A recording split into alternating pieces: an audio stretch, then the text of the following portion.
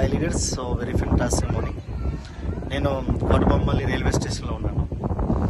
So నేను already మనకు Srikakulam, Vizianagaram, Visakhapatnam, so మూడు టౌన్స్కి సంబంధించి ఏవైతే ఉన్నాయో బిజినెస్ ప్లాన్స్ చేసుకుంటూ, సో ఫస్ట్ డే వచ్చేసరికి ఒక 20 మందితో మీటింగ్ చేయడం జరిగింది. అగ్రికల్చర్ ప్రోడక్ట్ ట్రైనింగ్ చేయడం జరిగింది. సో అలాగే రెండో రోజు ఒక 250 మందితో ట్రైనింగ్ చేయడం జరిగింది శ్రీకాకుళం. సో శ్రీకాకుళంలో చేయడం జరిగింది. అలాగే పర్సనల్ కౌన్సిలింగ్ ఒక 20+ లీడర్స్కి పర్సనల్ కౌన్సిలింగ్ చేయడం జరిగింది. హ్యూజ్ మూమెంటం ఉంది. సో అలాగే కంప్లీట్ చేసుకుని ఈరోజు నేను కోటబొమ్మల్లి రైల్వే స్టేషన్లో ఉన్నాను.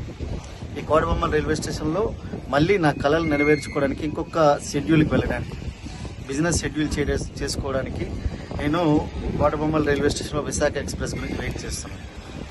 సో ఒకసారి చూడండి leaders. So as a VMC మెంబర్గా ఉండి యాజ్ ఏ 5% మోడ్లో పనిచేస్తున్నాను. నేను ఈరోజు సుమారుగా నా ఆదాయం వచ్చి 2,04,00,000 రూపాయల నా ఆదాయం సంవత్సరానికి. ఎంత ఆదాయం ఉన్నా కూడా 5%, ఆ ఆదాయం ఏదైతే ఉందో నేను ఓన్లీ 5% మోడ్లో ఉన్నందుకు నా ఆదాయం ఉంది. మీరు ఎప్పుడు కూడా నేర్చుకునే తత్వం 5% mode, 100% submission, 0 expectation from apply. ఎప్పుడైతే ఉండగలుగుతారో ఖచ్చితంగా మన సక్సెస్ ఎప్పుడు మనకు ఎల్లవేళలా మనతోనే ఉంటుంది.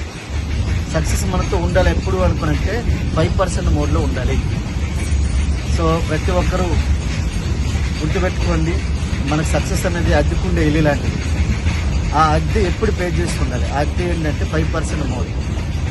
సో ఇప్పుడు ఈ కోటబొమ్మల్లి రైల్వే స్టేషన్లో నేను ఒక చిన్న రైల్వే స్టేషన్, ఇది మా ఊరికి చాలా దగ్గరలో ఉండే రైల్వే స్టేషన్. ఆ రైల్వే స్టేషన్లో నేను ఈరోజు ఒక పెద్ద బిజినెస్ని ఎక్స్పాండ్ చేయడానికి ఈరోజు ఇక్కడ ఉండడం జరిగింది.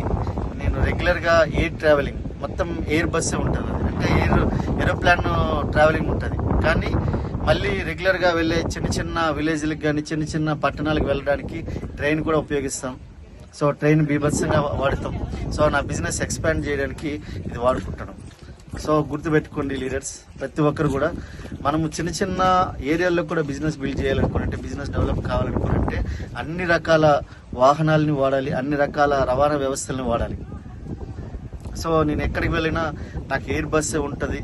సో ఒక్కొక్కసారి సిచ్యువేషన్ నేను వెళ్ళాల్సి వచ్చినప్పుడు చార్టెడ్ ఫ్లైట్ కూడా బుక్ చేస్తారు. అయినా కూడా నేను ఇక్కడ ఉండి ఒక సింపుల్ ఒక 5% లెక్క ఉన్నాను కాబట్టి ఈరోజు నాకు 50 లక్షల రూపాయల ఆదాయం గురించి, డిసెంబర్ 2024లో 50 లక్షల రూపాయల ఆదాయం గురించి పనిచేస్తున్నాను.